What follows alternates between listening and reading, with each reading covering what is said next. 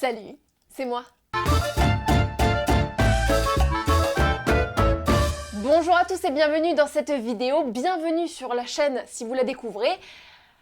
Aujourd'hui, j'ai décidé de me faire du mal, puisque j'ai épluché les films que j'aime, les films que beaucoup d'entre vous aiment, et on va essayer d'y déceler des petits bugs qui les rendent incohérents.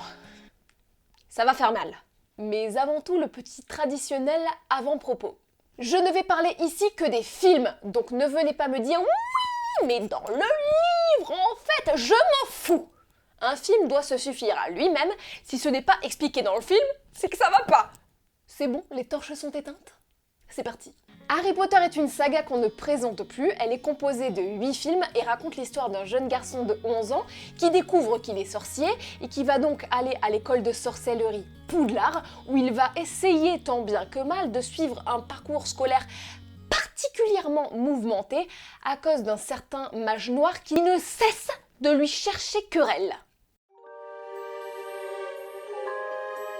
Commençons par le problème principal, les objets magiques. Oui, parce qu'à partir du moment où certains objets existent, on se dit que du coup, certaines intrigues auraient pu être évitées.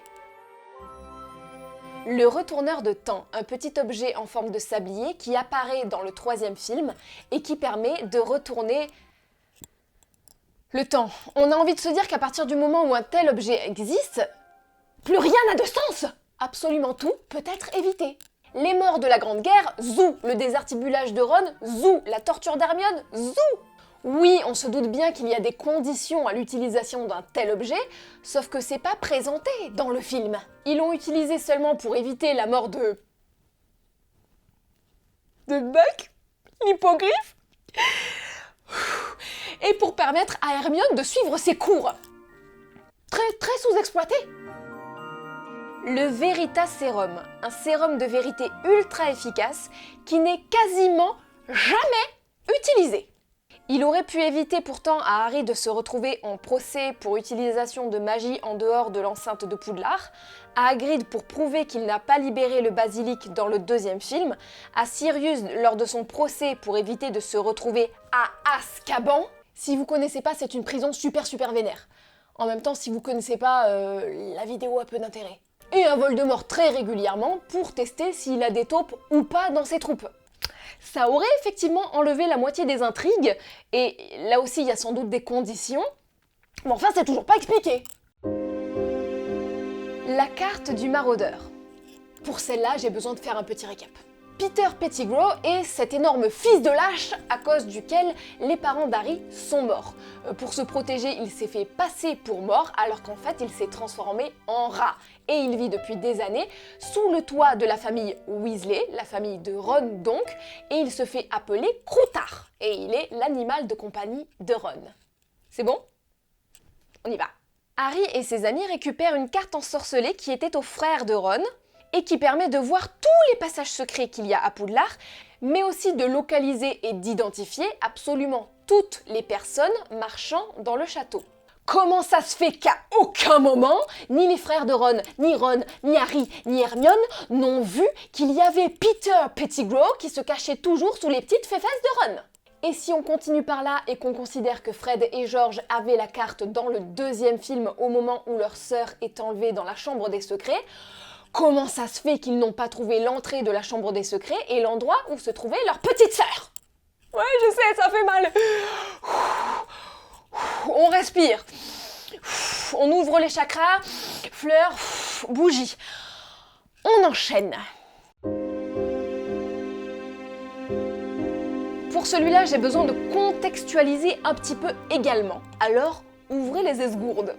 La raison pour laquelle Voldemort est quasiment immortel, ce qui fait qu'on a beau croire qu'on l'a tué, on n'arrive pas à lui faire la peau, c'est qu'il a réparti son âme dans divers objets qu'on appelle des Horcruxes. On apprend par la suite que lorsque Voldemort a voulu tuer Harry lorsque ce dernier était un bébé, il a involontairement fait de lui un Horcrux et a placé donc dans son front une partie de son âme. That's why la cicatrice elle fait bobo et qu'ils ont un petit lien particulier. Il faut donc au camp des gentils détruire les Horcruxes pour se débarrasser du vilain sorcier. Sauf qu'évidemment, les Horcruxes, ça se détruit pas aussi facilement que ça. Il faut soit l'épée de Gryffondor, celui qui a fondé la maison Gryffondor, soit un croc de basilic. Vous savez, l'énorme serpent qu'il y a dans le deuxième film. Or, dans le deuxième film, Harry se fait mordre par le basilic. Alors comment ça se fait qu'il est toujours en Horcrux? Je sais, c'est pénible. Le porte au loin de la coupe des sorciers. On apprend au début du 4e film, Harry Potter et la coupe de feu, qu'un objet peut être ensorcelé pour permettre à des sorciers de voyager hyper rapidement. Le concept est simple, on touche l'objet, il nous emmène quelque part, on le retouche, il nous ramène au point de départ. À la fin du film, Cédric Diggory et Harry Potter se trouvent tous les deux au centre du labyrinthe et ils décident de toucher ensemble le trophée pour gagner ensemble. Sauf que le trophée était en fait en porte au loin et ils se retrouvent tous les deux téléportés dans le cimetière où Lord Voldemort va revenir à la vie et zouker Cédric comme t'écrases un moustique. Et quand Harry arrive à s'échapper et qu'il retouche le trophée, il se retrouve au centre du labyrinthe, là où il était au début, pas du tout, il se retrouve devant le public à l'entrée du labyrinthe, nous offrant une scène absolument déchirante, scène magnifique, oui, c'est sympa, c'est plus court, mais c'est pas cohérent. À la fin du premier film, Harry Potter à l'école des sorciers, nos trois amis Harry, Ron et Hermione mettent toute leur vie en jeu pour protéger la pierre philosophale de Voldemort. Or, Dumbledore nous apprend à la fin que la pierre était piégée dans un miroir et qu'elle ne pouvait pas être récupérée par quelqu'un qui voulait s'en servir pour faire le mal. Donc, d'une part, à quoi servaient tous les sorts et les pièges des autres professeurs? D'autre part, pourquoi Rogue essaye d'empêcher Quirrell, le prof qui a Voldemort sur sa tronche là, de récupérer la pierre? Et du coup, surtout, nos trois potes là, ils ont fait tout ça pour rien. C'est agaçant. Dans le deuxième film, Harry Potter et la Chambre des Secrets, Dobby, notre elfe de maison favori, vient un petit peu perturber toute l'année de Harry car il veut protéger ce dernier d'un terrible danger qui menace à Poudlard. Le danger en question, c'est le fameux basilic, on en a parlé tout à l'heure, qui est un immense serpent qui ne s'attaque qu'aux enfants qui ne sont pas issus d'une lignée de sorciers. Les fameux sang de bourbe, c'est une insulte. Or, Harry est issu d'une lignée de sorciers. Donc, il ne risquait rien. Du coup, Dobby est peut-être un elfe libre, mais Dobby nous casse les couilles.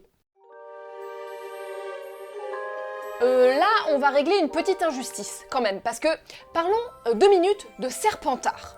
Serpentard est une des 4 maisons de Poudlard, dont est certes issu un maximum de mages noirs, mais enfin, ils mettent quand même vachement tout le monde dans le même panier, je trouve. Serpentard prend cher à chaque fois.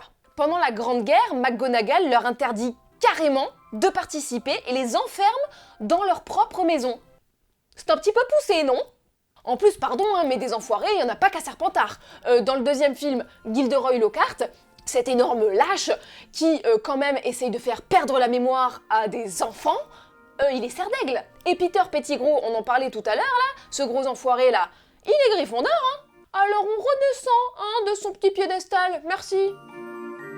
Parlons 2 secondes du trophée du tournoi des sorciers qu'il y a dans Harry Potter et la Coupe de Feu.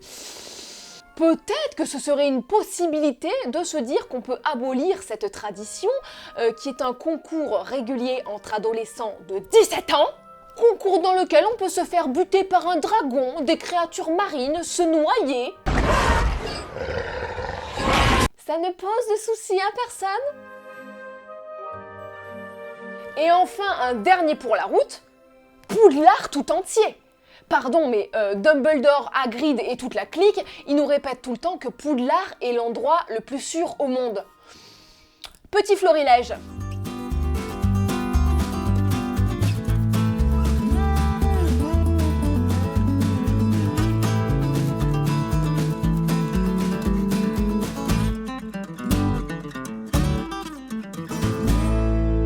Voilà les amis, c'est tout pour cette vidéo, j'espère qu'elle vous a plu. Si c'est le cas, n'hésitez pas à lâcher le petit pouce, le petit commentaire et tout, ça aide beaucoup la chaîne.